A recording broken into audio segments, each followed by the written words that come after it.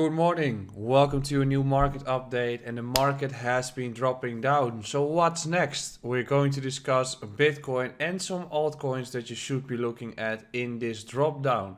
But before we're going to continue, do not forget to subscribe to the channel beneath and also like this video.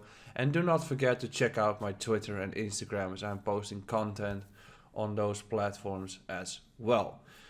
Last 24 hours we've seen a pretty harsh move of Bitcoin as it has been correcting, and we can discuss that first, but initially I wanted to show you the entire construction of Bitcoin that is still providing a bullish outlook for the markets. So these corrective moves on altcoins are pretty natural and giving you opportunities that you wanted to seek when those altcoins were going up. And often people chase for coins that are running heavily, but right now you're getting those opportunities that you wanted, and you should be taking those as the alt season will just continue after the entire correction of Bitcoin is over. So let's discuss Bitcoin a little bit more, in which I have to go to the right chart, in which we can see the lower time frame outlook of this entire construction. So we have been discussing Bitcoin in the past few days. We have been saying that this entire resistance zone or region was a resistance zone it had to crack. It didn't work out. After that, we dropped down towards 56k and made a slight bounce to immediately reject the previous support zone for resistance, initiating a further drop down. And then we said 53k is a critical support zone. 53k became support and we saw another run up. But I've stated that this entire region was a critical resistance zone to break through, which did not happen fully as we reject immediately and price dropped down.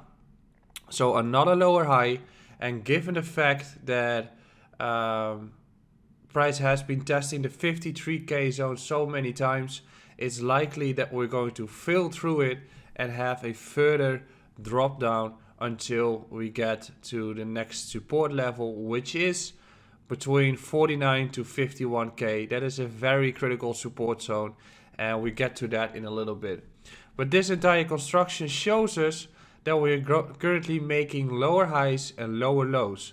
So if we make scenarios based on this view here, initially what you want to see in a bullish outlook is that we get momentum, get back towards 55k, immediately flip the 53k for support, and then we can start reversing, and the alt season and strong movements on altcoins can continue, as usually this period of sideways action on Bitcoin is going to last for several weeks.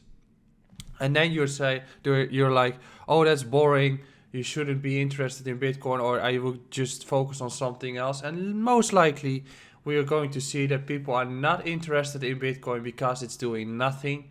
But that's the period that you should be focused on the crypto markets, as that's where the opportunities are lying. You want to make that 20x, you want to make that 50x, then you have to search and get those coins the moment that the markets are dropping down. Otherwise, there's no point in joining the markets either way. But this is one of the scenarios in which we are flipping back above 53k, and that will grant a continuation towards the next highs, or at least 56. But then there is another scenario in which we fail to break through this entire region at 54. So this is basically the resistance zone that we are facing. Anything between 53.5 and 54.2 is basically the critical resistance zone to break through. I'm assuming that in this construction it's going to fail. And in that regard, I'm assuming that we test 49 to 51 again. And then the exact same outlook most likely has to happen here, in which we bounce back up, get a bullish divergence, start acting sideways, get momentum in which people are going to see or be very bearish about the entire construction or the markets in itself. And that's usually the moment you want to get into those. That is the outlook that I'm looking for, in which I'm going to chase this entry point or see for confirmation, and then we're reversing.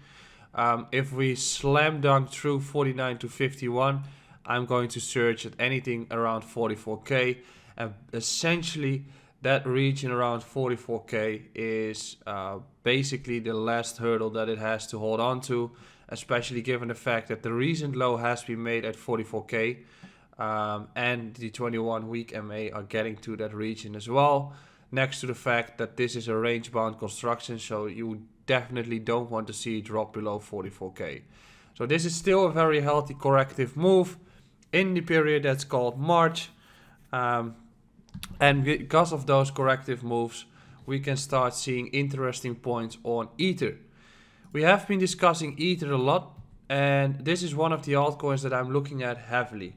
I would definitely not argue that it's an altcoin, but we have to classify it still like that. But I'm going to get a huge amount of Ethereum, as I'm expecting lots of this project in itself. So when we look at the price construction, we can see that we've got this entire region here in which we also failed to break through this resistance zone.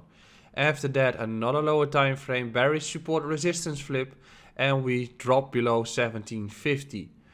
Slight bounce on a small support zone, we've discussed it. We've also made these lines here in which it had to break above 1750. It did not do that, and we dropped down towards 1500 to 1550.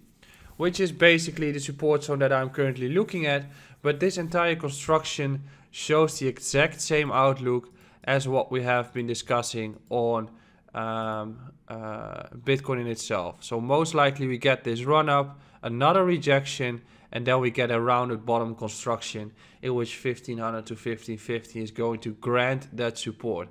If that fails, looking at 1445 again, and I do not want to see it drop below 1300, because if that happens, I'm going to seek something around here. So essentially these are the levels that I'm looking at for Ethereum, but we're getting close to a very interesting point of view on this one.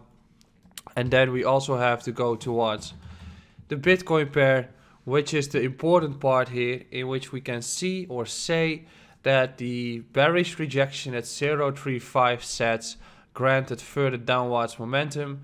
Right now Ethereum is trying to prove or break below the entire support construction, but as you can see on the lower time frame charts, it's not really sufficient and it's not granting further downwards momentum right now. But given this view, you want to see it crack above 0.305 to see this upwards momentum.